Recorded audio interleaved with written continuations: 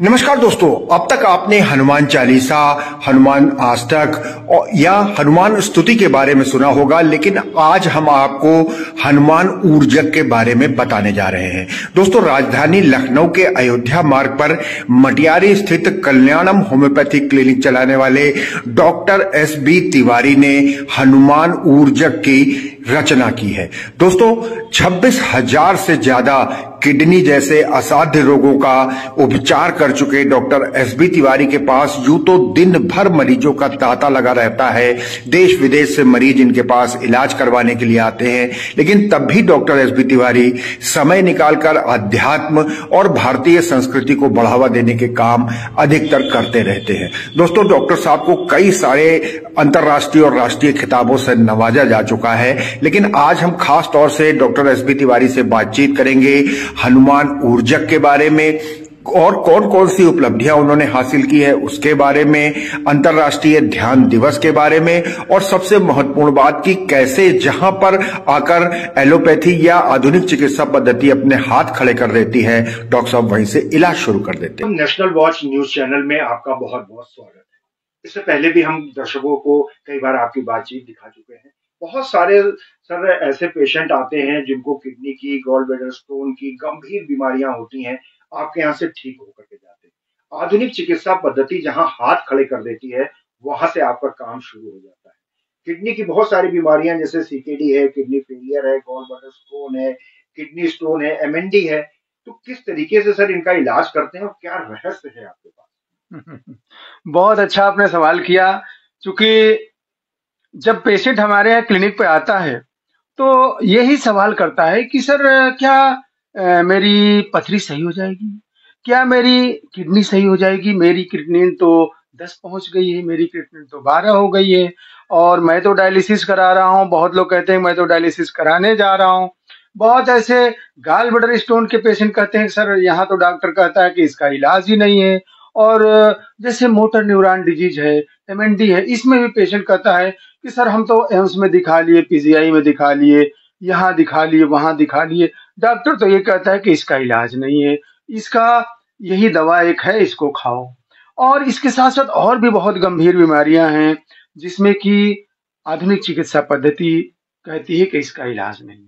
तो भाई साहब, मैं आपके चैनल के माध्यम से पहले तो मैं आपके चैनल को बहुत बहुत शुभकामना, बहुत बहुत बधाई देते हुए मैं अपनी बात की शुरुआत करता हूं कि देखिए, होम्योपैथी को पहले समझा जाए। देखिए, कहा जाता है ना कि फर्स्ट डिजर्व देन डिजायर। पहले हम किसी चीज को जाने तब तो उसके बारे में बात करें। तो देखिए, जहां तक बात होम्योपैथी की है तो देखिए, होम्योपैथी चिकित्सा पद्धति कहती है we treat the patient not disease. हमारे यहाँ तो सबसे बड़ी चीज है कि हमारे यहाँ बीमारी नहीं है, हमारे यहाँ पेशेंट है। और if we satisfy our patient, if I finish the internal symptom of the patient, automatically disease will be cured। अब जैसे आपको मान लीजिए कि किडनी में दिक्कत है, मैंने किडनी का एग्जांपल लिया, आपको यूरिन कम आ रही है, आपका ब्लड प्रेशर बढ़ा हुआ है, आपको यूरिन में झाग आ रही है, आपको तरह तरह के सिम्टम है और जिसकी वजह से डॉक्टर कहता है कि आपकी किडनी फेलियर हो गई। तो हम उन सिम्टमों को अगर अपनी दवा से दूर कर दें, पेशेंट को यूरिन आने लगे, उसका बीपी कम हो जाए, तो धीरे धीरे उसकी समस्या दूर हो जाती है। हम लोग यही करते हैं और इस तरह से किसी भी बीमारी को होम्योपैथी कहती है कि there is nothing impossible in homeopathy, where there is slight possibility homeopathic action में बी देयर।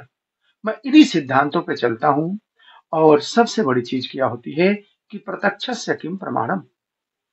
जब हमारा पेशेंट आके कहता है कि सर मैं ठीक हो गया, मेरी अब कोई समस्या नहीं है, मेरा अब रिपोर्ट भी बार बार नॉर्मल आता है, मैं जब जांच कराए तो मेरी पथरी नहीं दिखा रही है। एमएनडी का पेशेंट कहता है कि सर अब मैं चलने में असमर्थ था, मेरी आवाज चली गई थी और मैं बोल ले रहा हूं, मैं चल ले रहा हूं, और ऐसे हजारों प्रमाण मेरे पास हैं। तो मैं इसी के आधार पर कहता हूं कि आप होम्योपैथी से किसी भी गंभीर से गंभीर, असंभव से असंभव, जहां हर चिकित्सा पद्धतियां कहती हैं कि इसका इलाज नहीं है, होम्योपैथी वहां पे ढाल की तरह खड़ी रहती है। डॉक्टर साहब, बहुत सारे पेशेंट आपके पास आए, कुछ आंकड़ा है आपके पास कि कितने पेशेंट अब तक इस तरीके की गंभीर बीमारी? देखिए, एग्जैक्ट आंकड़ा तो मैं नहीं दे सकता, इसलिए कि बहुत ऐसे पेशेंट हैं जो कहते हैं कि हमारी बातें सार्वजनिक न की जाए, हमारा सर हमें सोशल मीडिया पर न बताया जाए। लेकिन फिर भी मैं आपको बता दूं कि अभी अभी मैंने 2024 में 26,000 स्टोन निकालने का, 6,000 से ज्यादा लोगों की किडनी फेलियर डायलिसिस वगैरह छुड़ाने का, 1,000 से भी ज्यादा मोटर न्यूरॉन डिजीज के मरीजों को पूरी तरह संतुष्ट करने का, और जैसे मिसेंट्रिक लिम्फेडिनोपैथी जिसको कहते हैं कि आंतों में गांठ, इसमें भी बहुत लोग कंफ्यूज रहते हैं, इसमें हजारों पेशेंटों को, और इसके साथ ही साथ और भी अनेकों असाध्य बीमारियों को ठीक करने का एक आंकड़ा पार किया है। और मैं आपको बता दूं, देखिए मेरी पत्रिकाएं आपको हम लोग आप लोगों को देते भी रहते हैं। इस पत्रिका में मेरा डाटा भी पूरा है, आप इसे देखिए। जब आप जाएंगे तो इसमें हम आपको प्रति वर्ष मैं अपना खुद से कंपटीशन करके, देखिए ये मेरा डाटा है कि कितने पेशेंट को ठीक किया, वो कहाँ कराने वाला था और उसको क्या बीमारी थी, मैंने कितने दिन में ठीक किया। ये सारा डाटा आपको इस पत्रिका में मिलेगा। और ये मेरी पत्रिका प्रति वर्ष 1100 लोगों को निःशुल्क दी जाती है। किसी को अगर प्रेमी होगा वो हमारे कल्याणम सेवा से इसे निःशुल्क प्राप्त भी कर सकता है। डॉक्टर साहब, आपको Guinness book of Limca book of records भी आपको मिल चुका, दुबई में आपको रिकॉर्ड मिल चुका। तो सर, कहाँ कहाँ तक अभी तक आप भारतीय होम्योपैथी को लेकर के गए हैं? 2025 आने वाला है, नए साल का क्या प्रोग्राम है, और कौन कौन से अवार्ड आपने अब तक हासिल किए? देखिए, अवार्ड की हम खुद से अगर कहें तो बहुत अच्छा नहीं लगेगा, परंतु कहा जाता है कि हवा का काम है चलना, दिए का काम है जलना, वो अपना काम करते हैं, मैं अपना काम करता हूँ। देखिए, जब अच्छे कार्य करेंगे तो अवार्ड मिलेगा ही मिलेगा। और मैं अवार्ड को बहुत ज्यादा महत्व न देते हुए मैं चाहता हूँ कि पेशेंट के दिल में मैं जगह बनाऊं, उसके चेहरे पर मुस्कुराहट लाऊं। मेरी नित्य यही प्रयास रहता है। और मैं देखिए कहता हूं कि चिकित्सक को अपने धर्म का निर्वहन करना चाहिए। जब वो अपने धर्म का सही निर्वहन करेगा तो भाई साहब उसको अवार्ड क्या, बहुत अवार्ड मिलेंगे। और किसी के दिल के जो दुआओं के अवार्ड मिलता है ना, वही सबसे बड़ा अवार्ड है। तो मैं कहता हूं कि चिकित्सक का पहला धर्म यही है कि पहला धर्म है उसका उसके जगह पे रखना और पूछना है खुद से, अगर खुद को ऐसा होता क्या चाहता मैं उससे, जो भाव मन में आए उसे मूर्त रूप देकर पहला धर्म निभाएं। तो पहला धर्म चिकित्सक का यही है कि डॉक्टर पेशेंट की परेशानी को अपनी परेशानी पर समझे, और पेशेंट डॉक्टर से क्या चाहता है, अगर डॉक्टर उसके मन की भाव को समझ करके अगर इलाज करेगा ना, तो उसको जरूर आराम मिलेगा, वो जरूर ठीक होगा, और तब उसको सही अवार्ड मिलेगा। और आपने सवाल किया तो मैं बता भी दे रहा हूं कि पिछले साल हमने मलेशिया, दुबई, अंडमान और इसके अलावा नागपुर जैसे जगहों पे तमाम अवार्ड जो है हमें मिला।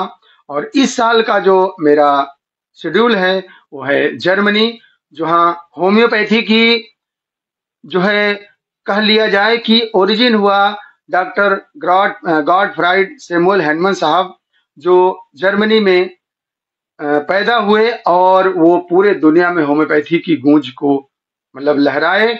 उनके घर, उनके परिवार के साथ, और उनके जन्म दिवस 10 अप्रैल, जिस दिन दुनिया विश्व होम्योपैथी दिवस मनाती है, उस दिन हम जर्मनी में रहेंगे उनके परिवार के साथ, और वहां मुझे अंतर्राष्ट्रीय सम्मान मिलेगा। इसके साथ ही साथ मेरा अगस्त में अलमाटी कजाकिस्तान जाने का प्रोग्राम है, और इसके साथ ही साथ श्रीलंका और जगह पे मेरे शेड्यूल हैं।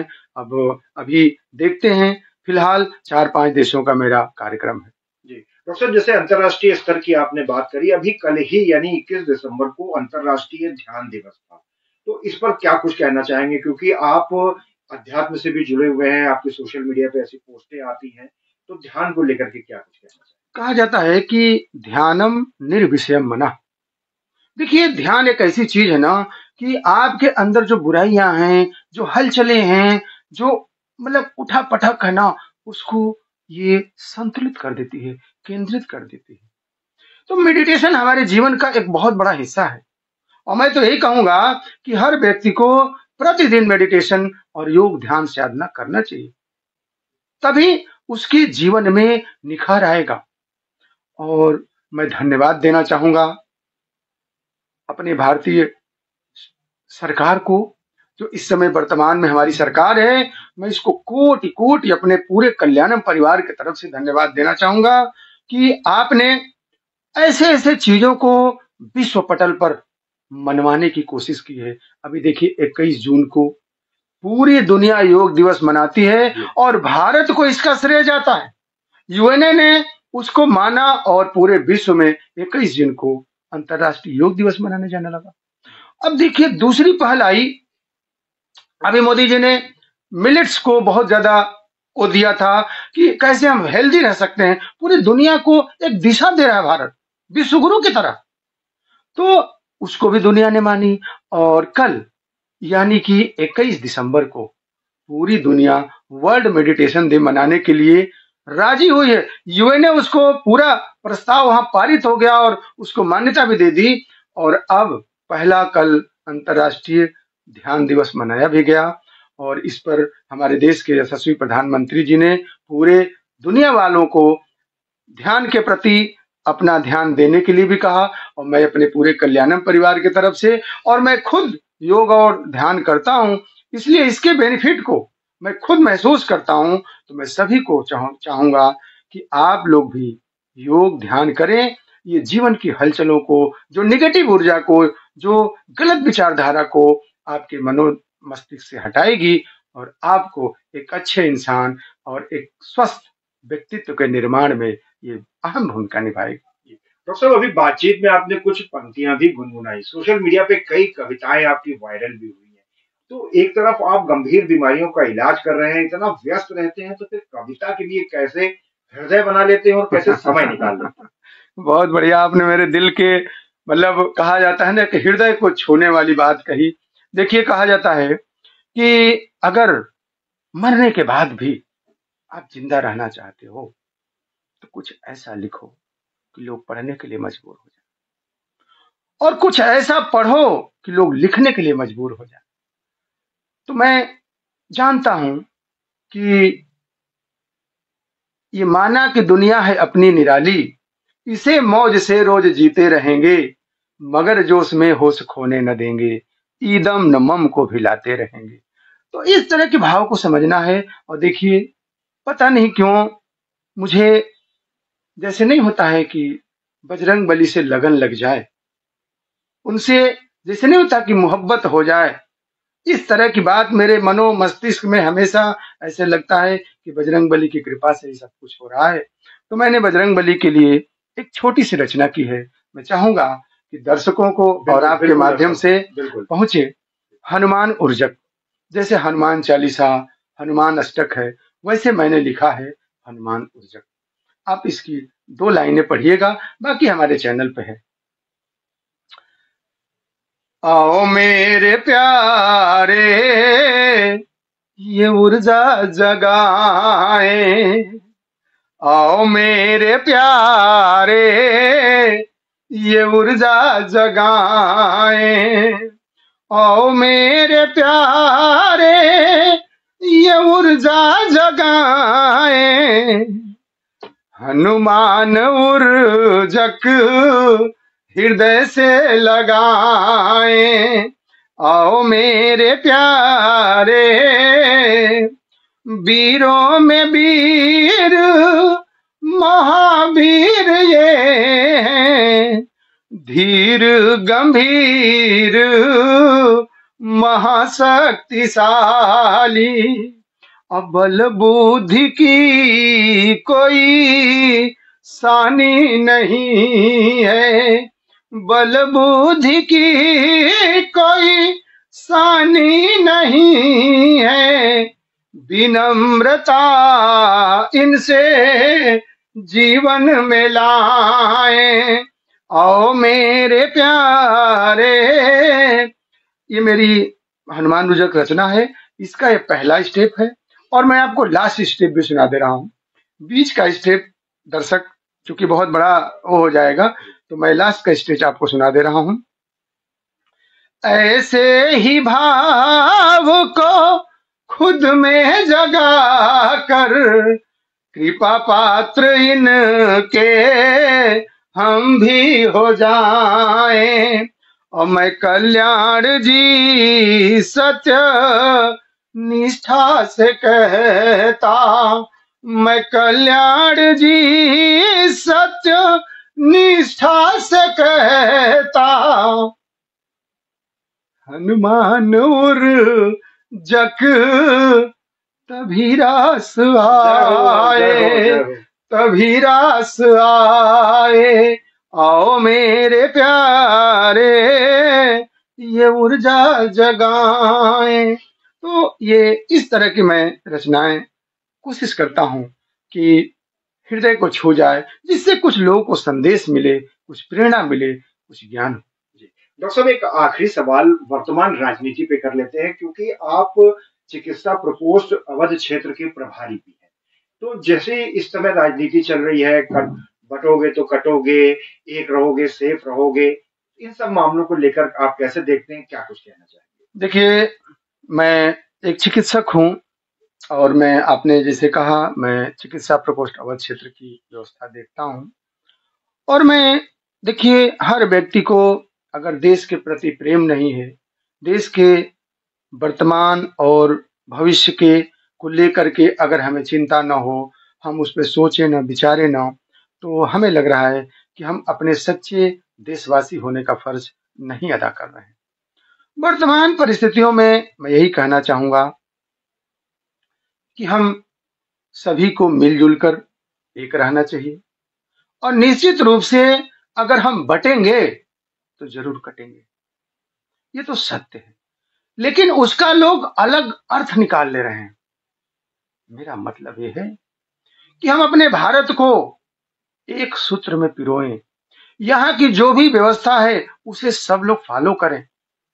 देखिए, यहाँ पे क्या स्थिति है कि सरकार कुछ योजनाएं लेके आती है, सरकार कुछ कहती है, हम कुछ अलग अपनी तान छोड़ते हैं।